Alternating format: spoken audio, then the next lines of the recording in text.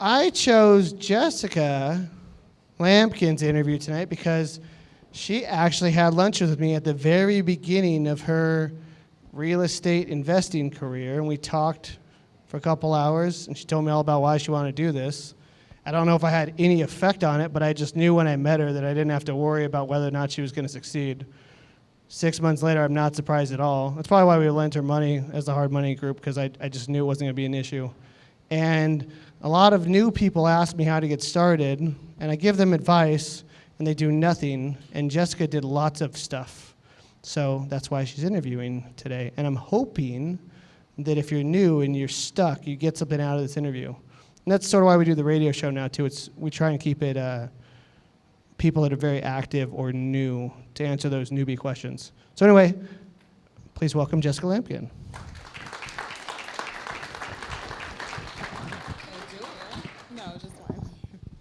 Thank you for having me. You don't want to? No, I'm not that special like you. Okay, hold on. Yeah, Is it? You got a lot going on. This sucks, huh? It does. I've witnessed this guy break his leg and his arm now in the last 6 months. They were both dislocations, though. Whatever. That means my bones are strong, my muscles are weak. This desk job's killing me. Okay. I didn't talk to you about this before, so anything that's off limits, just look at me and be like, I don't want to talk about that. Shake your head. Okay, got it. There shouldn't be anything, and keep the microphone close to your mouth because nobody can hear you if it's sitting on your chest. Gotcha. But it doesn't have to be one of those, America's Got Talent things where you're out here, just right here. All right, understood.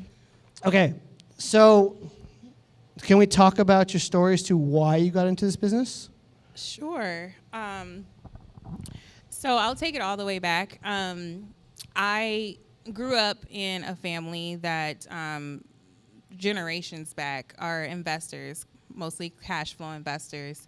And from what I can recall or remember, my grandfather owned multiple properties, and when he passed, my mom took over those properties. My mom is actually here tonight in the back. That's awesome. Thanks for coming out. So that is what kind of planted the seed in me. But of course, like most of us, I did things the traditional way. I went to college, went back to school and got my MBA, and went right into the working force and started a career with Target, and broke my back at Target for 10 years. And, I found it really rewarding to just say that I was able to run a $75 million store as a general manager for Target. And at some point, a light bulb clicked, and, I wanted to try and do something different and get closer to what we did or what my family did. And so I left Target and went to a company called the Irvine Company. Anyone here heard of that company before? So totally made an industry switch with a goal of getting closer to, what is, innately in me. And so the Irvine Company is a large real estate firm that pretty much owns almost every single apartment community in Irvine, Orange County. So I got a position, was very lucky to land a position as a general manager, running around 1,400 units, luxury apartment home units in Orange County. And I did that for 2 years. I was able to property manage and learn so much about property management, learn so much about having tenants, or what we called residents. And also I was able to do one of my first, I would call construction projects in that role. And so I did a build on to one of my buildings. Was 400 units that we built on. And I basically did that the whole 2 years I was there. Did the lease up. And for those of you who don't know what a lease up is, that's when you have to fill every unit with a tenant. So big project. And after that, I just told myself, I'm pretty much capable of anything. And so I got really sick, And I think that was the breaking point for me. It took me off work, and I had a lot of time to think. And in that time of thinking, the man upstairs kind of just told me this is the time. And so I didn't go back to work.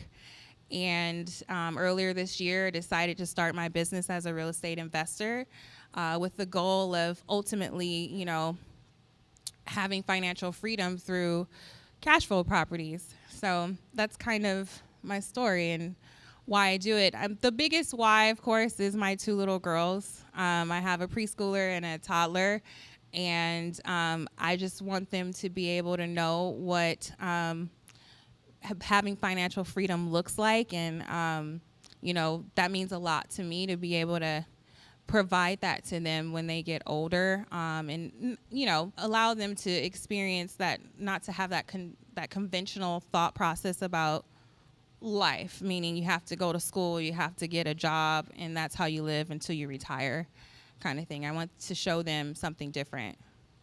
So what have they seen since you've been self-employed? Actually, they've seen a lot more of me. So that's been a major benefit. But I think they've also seen hard work. Even though mommy's home, mommy's still working a lot. It's not easy starting up, just like any business. It's not just because it's real estate investing, it doesn't mean that it's different from any other startup. And so I do a lot of work at home and on my computer, looking for deals, managing my current deals, reaching out to mentors or, others who are resources for me. So they still see me working, for sure. So when you were with Irvine Company, Mm-hmm. did you get bleed over because you were running a project where you were at home worrying about your project? Yes. Is it the same? I literally dreamed about what was going on at work. So is it the same now? Is like the same pressure? I would say it's a different kind of pressure. Definitely there's still pressure. So I don't want to paint this picture like there's no pressure when you go into this. But it's a different pressure. It's a pressure that you control. You completely control everything you do from a day-to-day basis. So if you feel like something's not going right, then it's your job to make it go right, pretty much. And I mean, just from being in this room, there's close to 100 people who you can always reach out to and say, hey, this is bugging me, or, I'm struggling with this. And usually you'll get an answer that'll take you to the next step. Whereas in corporate America, depending on what level you're at, you didn't always have that luxury to just reach out and ask stupid questions because, it's kind of taboo to do that. So, were you surprised by that? Were you surprised by like how open people were in this industry? Very surprised. I'm actually one of those stupid people who went and purchased one of those like real estate systems for $30,000. And although I learned a lot from it, I didn't learn enough. And, I came to one of these meetings after and learned that I didn't need to pay any money to get, the type of motivation or info that I've received thus far.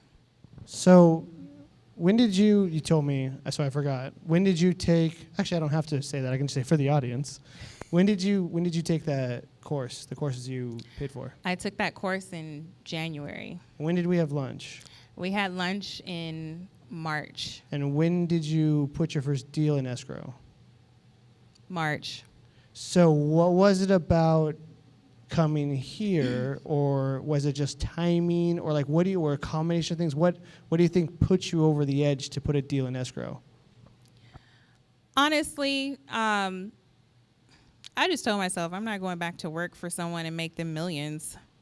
And after being super sick on bed rest, some of you can attest to this, maybe not, but things kind of change in your head of what you value in life. And even though I spent that money on the system, I was determined to get things done, and it didn't really matter how I got it done.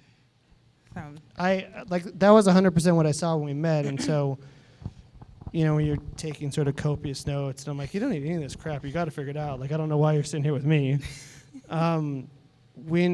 So you were contacting, from what I remember, you were networking heavily with agents right in the beginning. Every deal you have now came through an agent, correct? yes, One was a friend, the one in OC, and the other two were people you networked and met, correct? yes, Okay. yes. In your experience in working with agents, because I know it's been tumultuous, what did you learn? So, not agent bashing at all. I was an agent for 10 years, by the way, so I get to say whatever I want.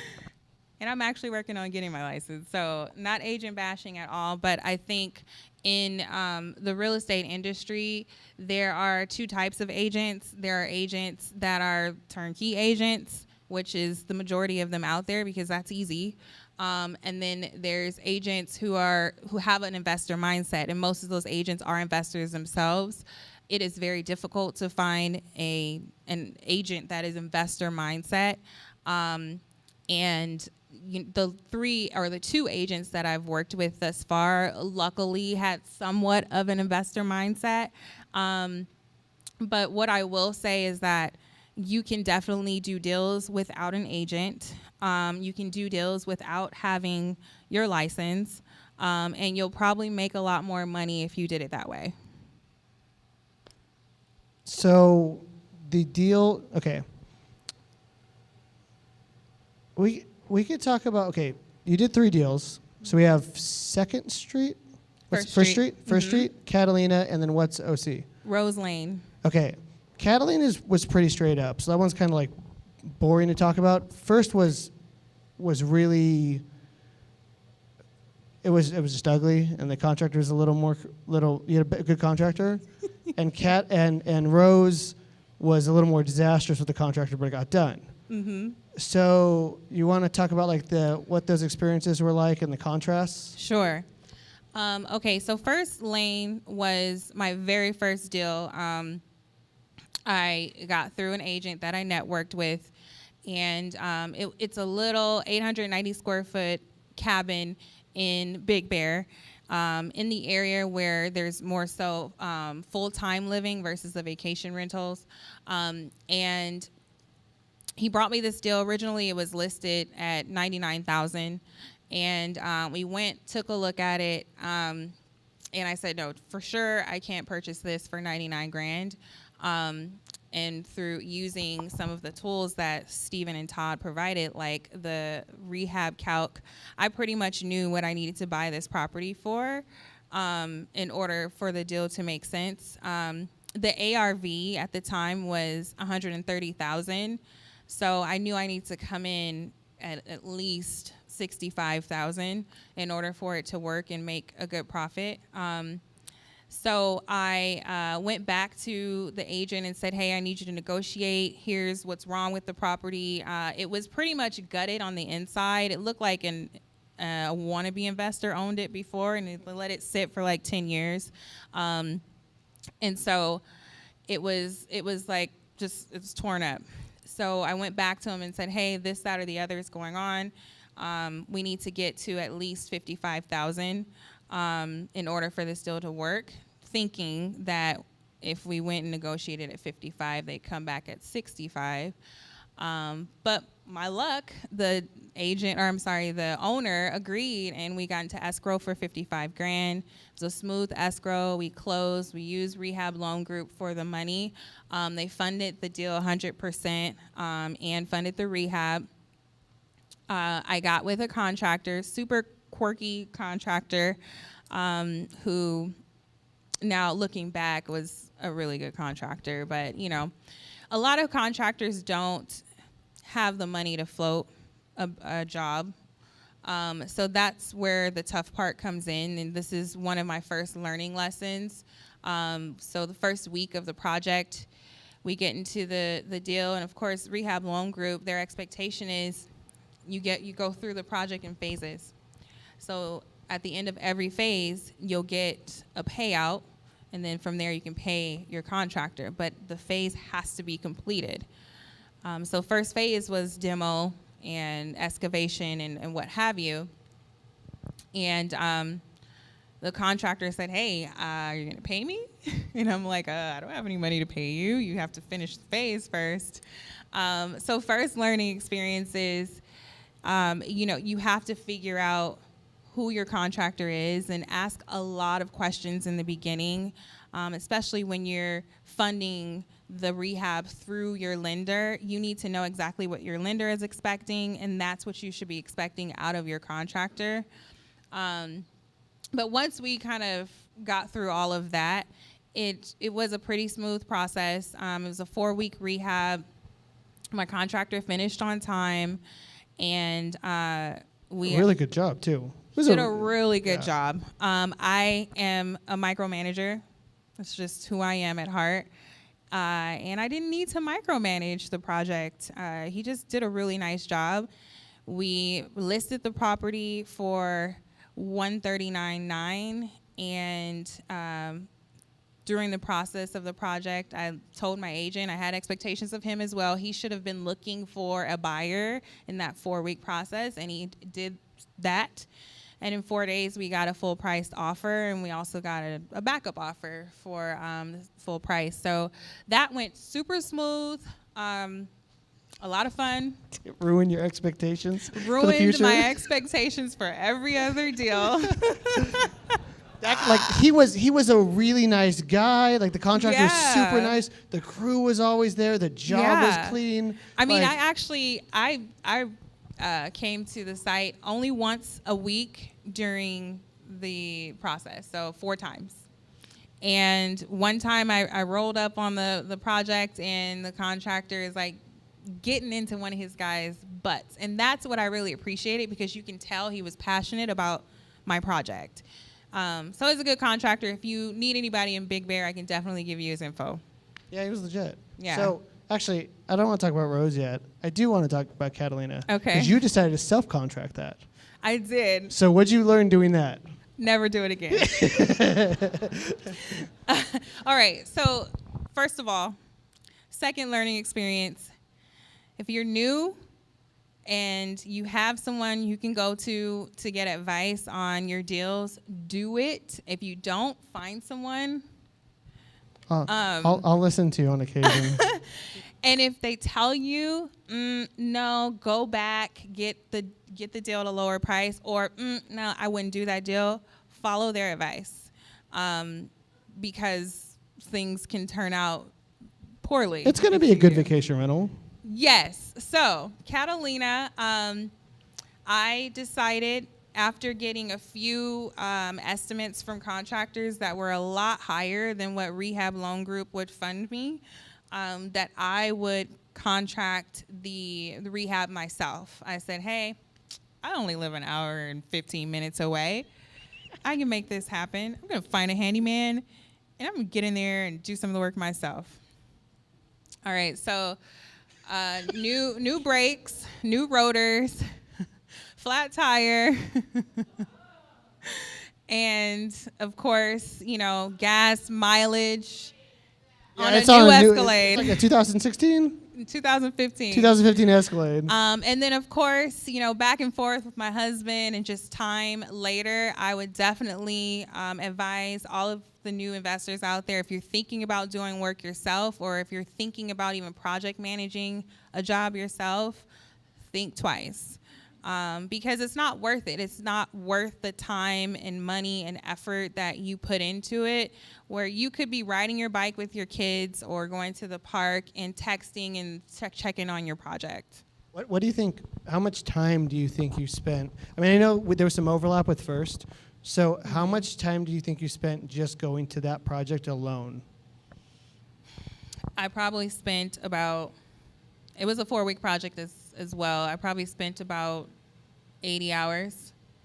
Yeah, that's so. Yeah. Given your pay at the Irvine company, it's not even close to cost per hour, probably. No, not at all. Okay, so Rose had a crappy contractor Can I use that term for him? Yes, you can. Okay, yeah. I don't even know if crappy sums it up. Okay, so the one thing that I really liked about talking about that contractor is that the city doesn't like him.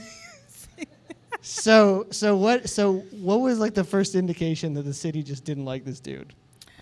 Okay, so first indication was I get to the property one day. This is another one I thought I could just roll up on every Friday and everything's good. Second Friday, I get there and he's showing me all of these fines and yellow pieces of paper.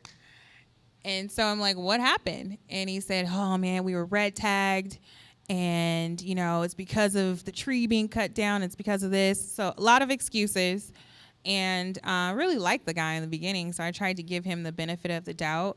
But week. Don't do that in this business. Don't give anybody the benefit of the doubt. Do not do it.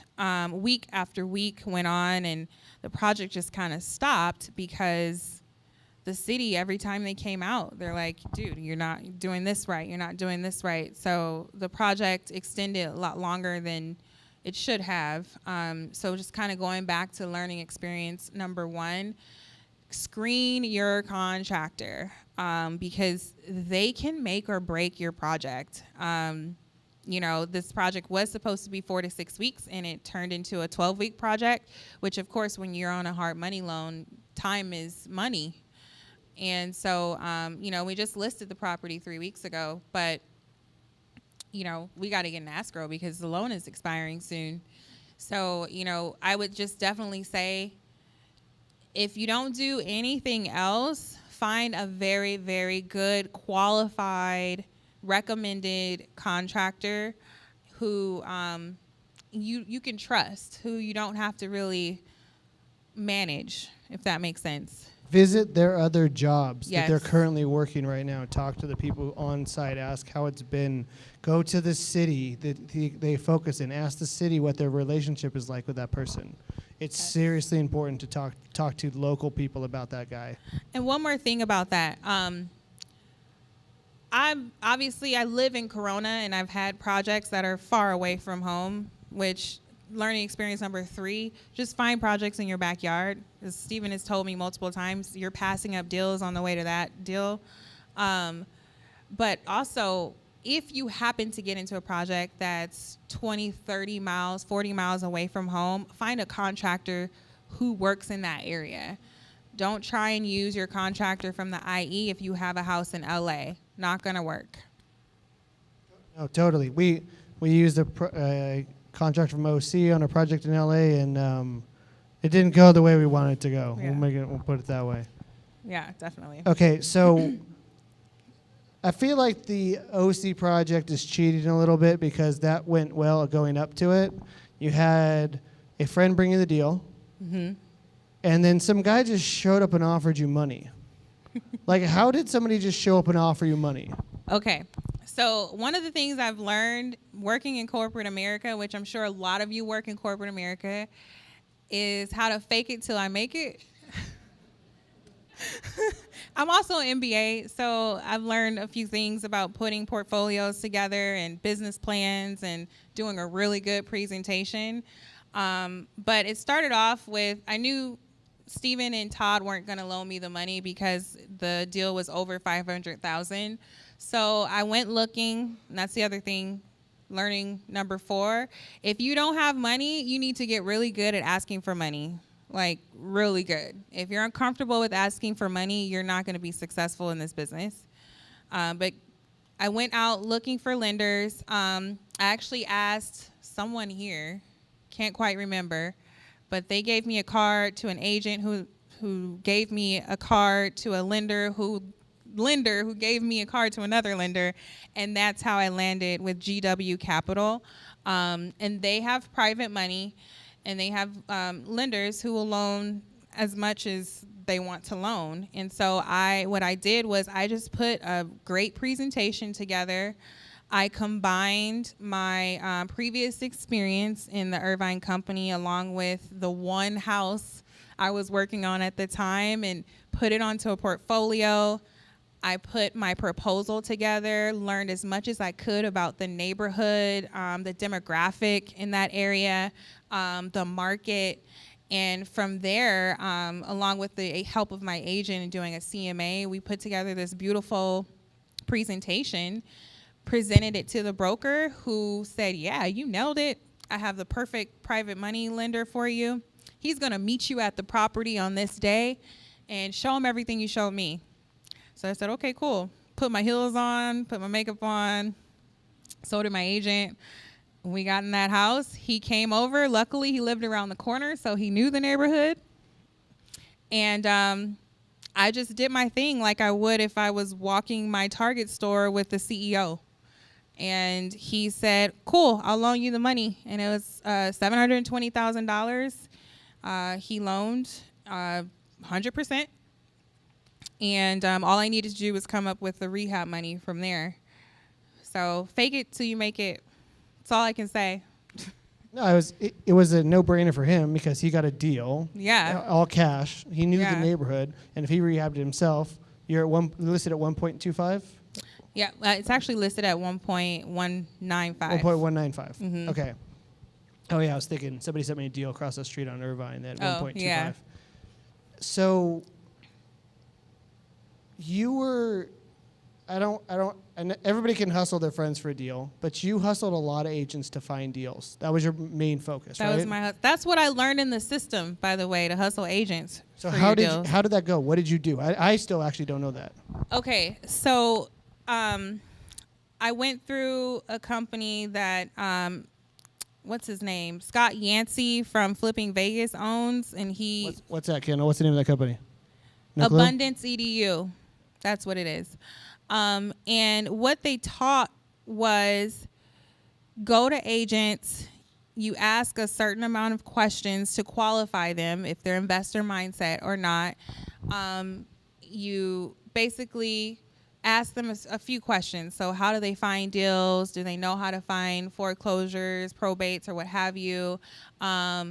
You say, this my expectation is I buy at a deep discount. You let them know what that discount is, whether it's 68 to 80% to the dollar. And from there, you just have them send you listings.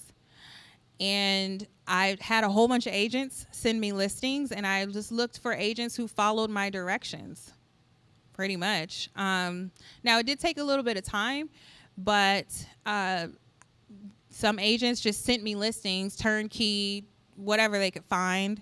And then other agents really listened and sent me actual deals. And from there, I chose who had common sense pretty much, and it seemed like I could deal with them. And that's kind of how we landed. But did you like double down your efforts into the people who paid attention to you, or did you continue to contact them? Like, what did No. you do? If I didn't get the listing sent to me, if I didn't get a return phone call, if they didn't follow up with me, then automatically they lost out. But So did you follow up with them if they did follow up with you? Like, how did you? Yes. So you continued to talk to them.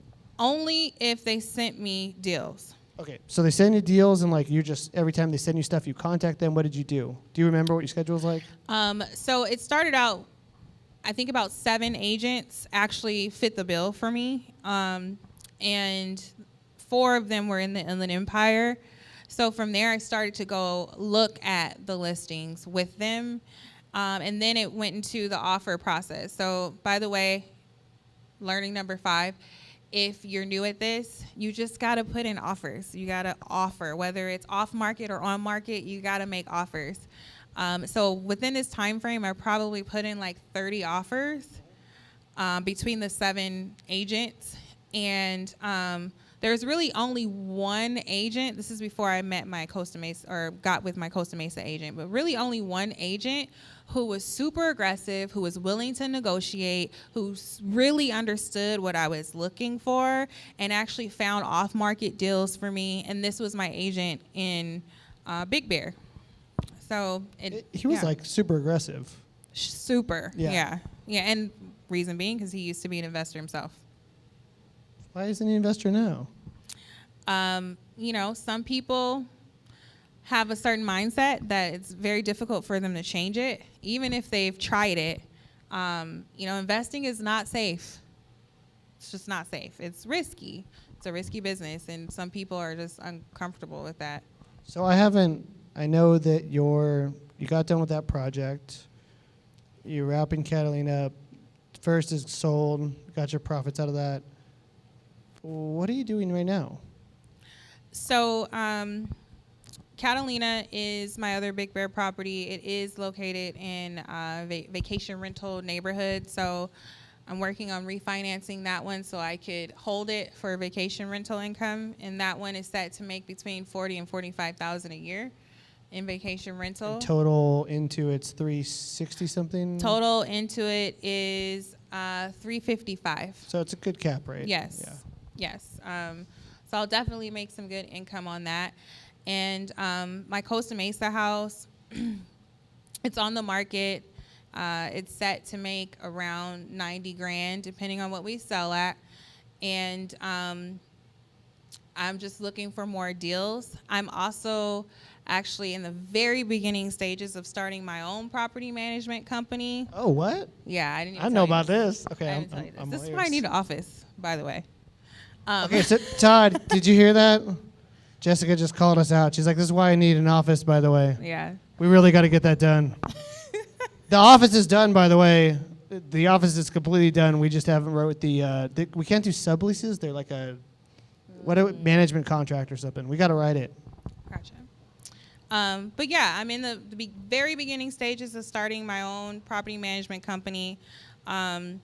And I'm still out searching for deals. And I have a property that my husband and I invested in Atlanta a few years ago.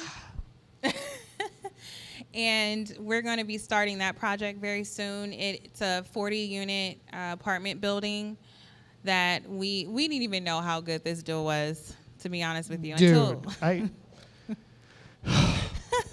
That's why it's been sitting for so long. But, everything happens. How much did you buy it for? Okay, so we bought it with a partner. We bought it for $160,000. How many units? 40 units. 40 units? In Atlanta. 40. What's Yes. the average rent of those units? Average rent is $700 a month. And how much did you buy it for again? $160,000. And how much do you think it's going to cost to fix it up? Last estimate we received, which, mind you, was about 3 years ago, was $300,000. So I'm sure it's a little more than that now. And how long has it been sitting like that? 3 years. And what do you think, based on the numbers we talked about, it's worth today?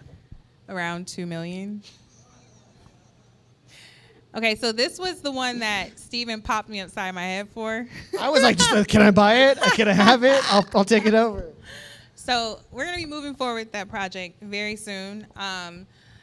But honestly, one of my biggest learnings in this whole situation is that if you're not ready to just jump 2 feet into this, regardless of whether you're still working your day job or not, then don't do it, because it needs time, it needs dedication.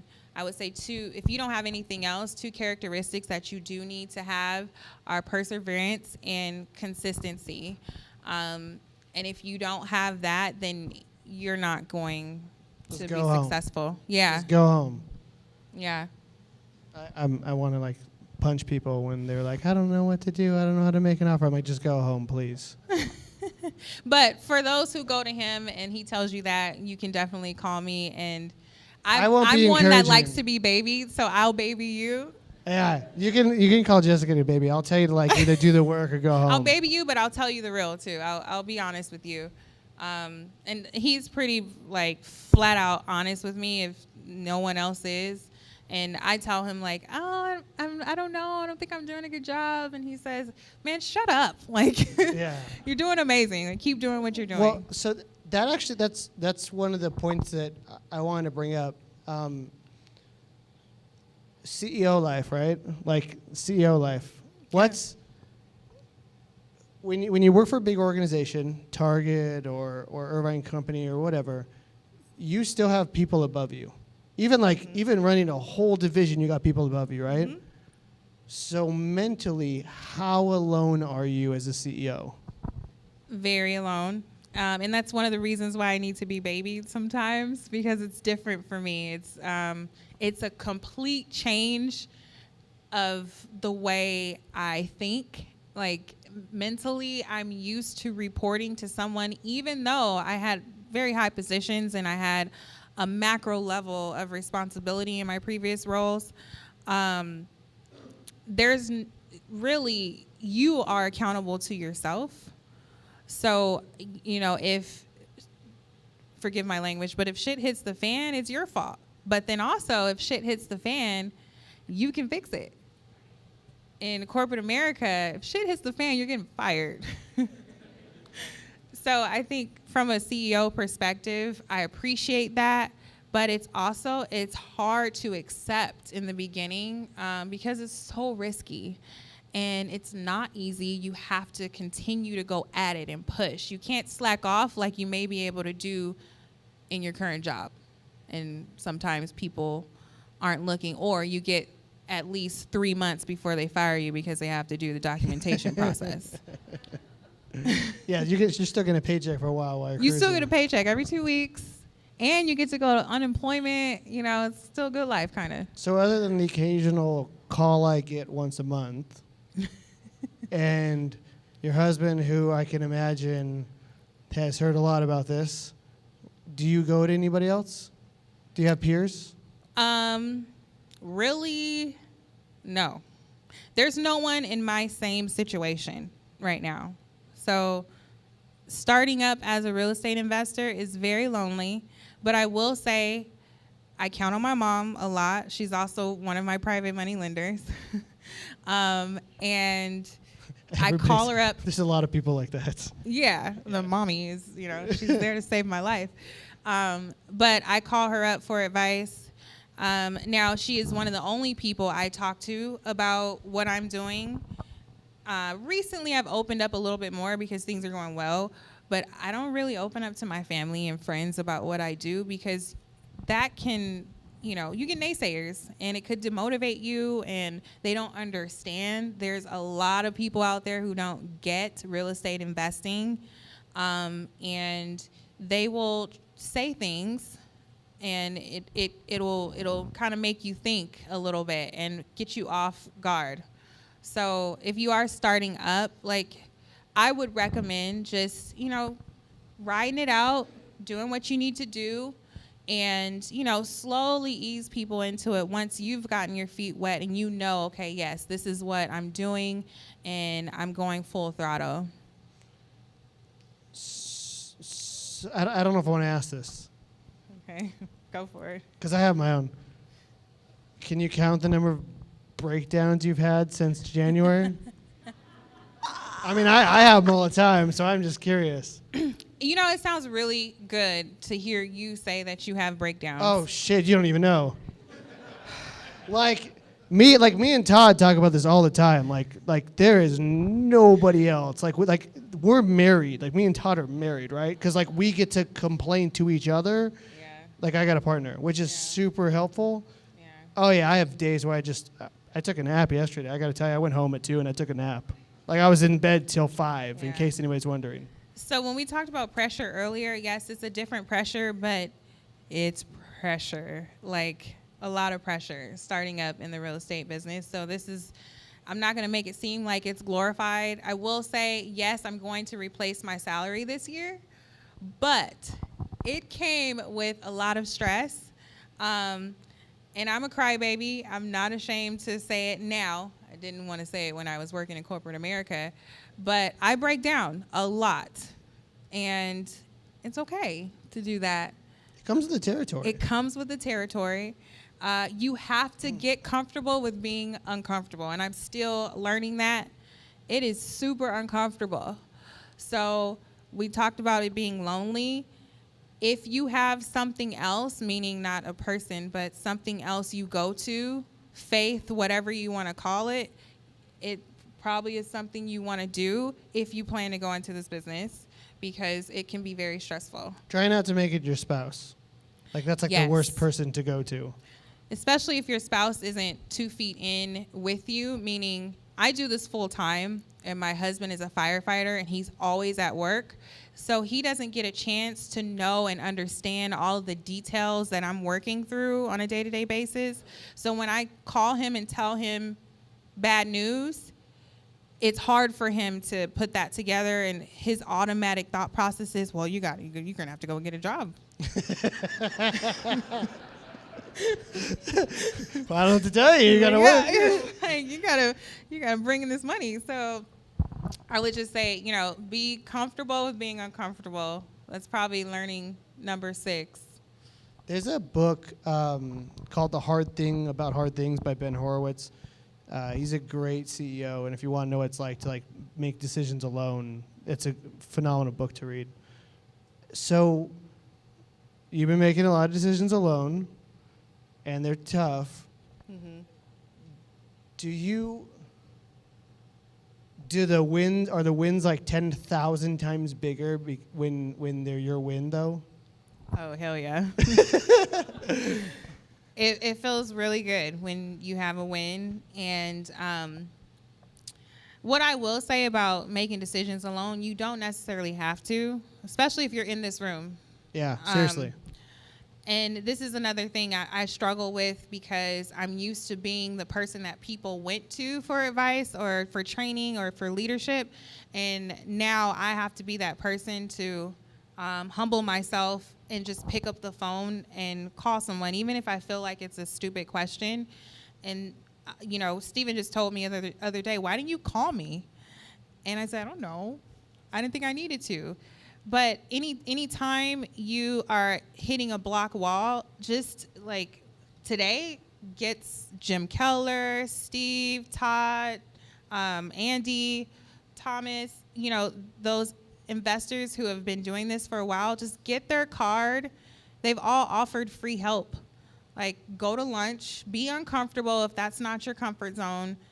Ask questions until you can't ask anymore, and then call them every time you have an issue. Steven told me, he's like, you don't need to pay me. He's like, I love helping people.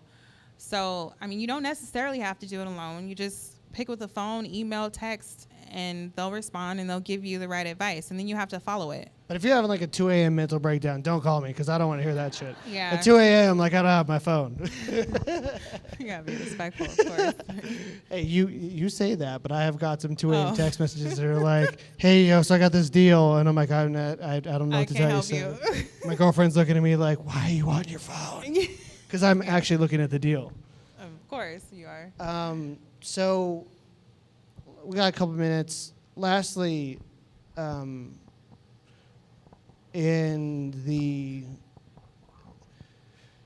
reference to like a daily schedule or a daily routine and a leadership position and how people start perceiving you because you're working alone and you're handling your own stuff. Do you find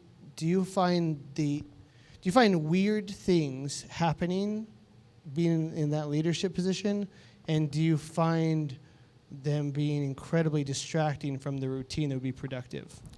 Okay, first thing first is my friends and family aren't used to me not working like a normal 9 to 5. Or for me, it was a 6 to 9 kind of job. So I was never available before. I missed the vacations. I missed the parties. I was that person who was always working. So now that it's been 6-7 months of me not working that job, I get a lot of calls. Hey, can you pick your niece up from school? Hey, can the boys spend the night tonight? Hey, we're going to the movies. And mind you, I'm in a fire family, so they don't have a normal Monday through Friday job. They have jobs where they're off during the week, and the wives, most of them don't work.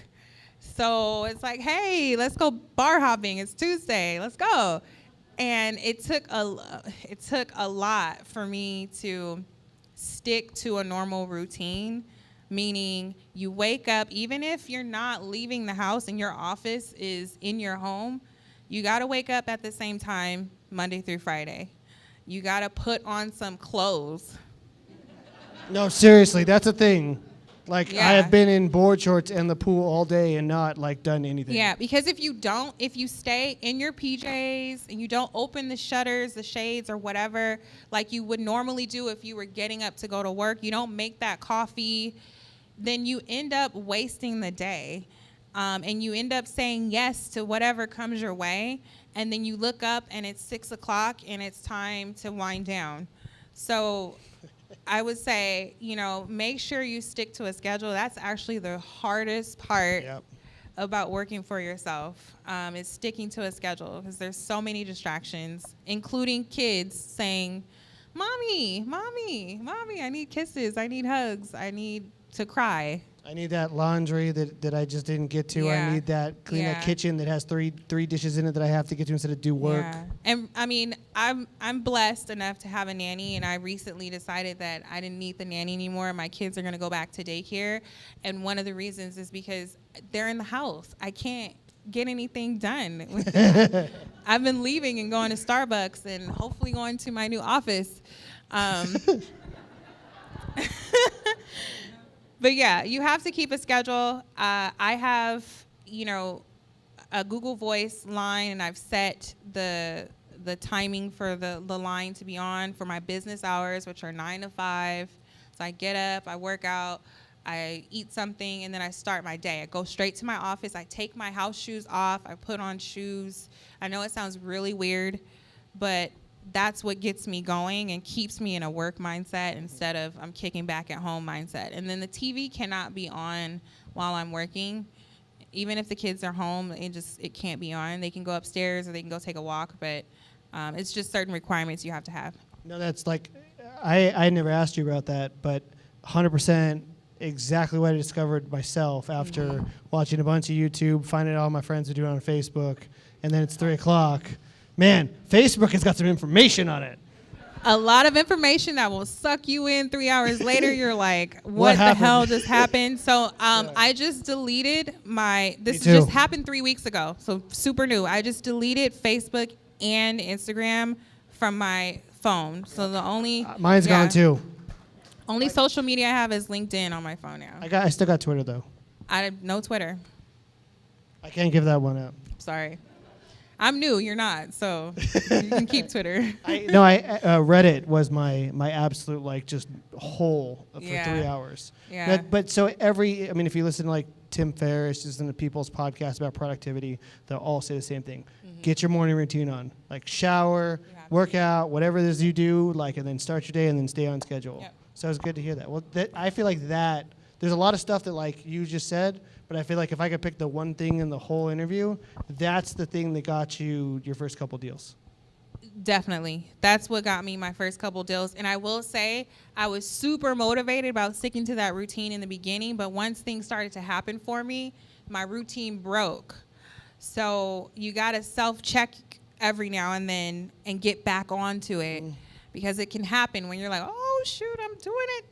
You're like, I'm just going to have a drink. I'm going to celebrate. And then celebrations go on for about a couple weeks. Yep. And then you got to find your way back into your normal routine. So do not lose the routine. That's all I can say. Okay. Any final advice before we close out? Honestly, only final advice I would say, and I've already said it, but I'm going to say it again, is that the one thing that's going to keep you from moving forward is yourself. You are your only roadblock. And I would consider myself an abnormal person. But, be an abnormal person. Because guess what? Rich people are abnormal. They're not normal. 1%. Yeah. So that's my only thing. Like, you don't get in the way of yourself. If you start to see that you're struggling for whatever reason, reach out. Please get my card, or I'll just tell you. My phone number is 310-345-1730. I have a super long email, so if you text me, I'll just text you my email address. I didn't think about that when I was starting a business, but... Was it Elizabeth Lynn, E-N-T? Yes. Elizabeth Lynn, my middle name, Lynnne, ENT @gmail.com. If you need any startup advice, I'm the one for you. If you need can you analyze this deal? I'm still working on that, so I probably can't help you with that. I could probably walk you through it a little bit, but these guys are gonna give you some really good advice on that kind of stuff. We'll have all the tools for that ready tomorrow. So Yeah. I'm trying so I got a lot of these calls, and so I have to be here's a bunch of tools, so I only have to do 10% of the work. So we're gonna be putting that out. And their tools work. Their tools are the reasons why I've had some success. So use them. Please, they took us a lot of time. I don't know why we just did them for us, and then we started giving them away. Okay, we got time for a couple questions. Any questions? Look around. Good.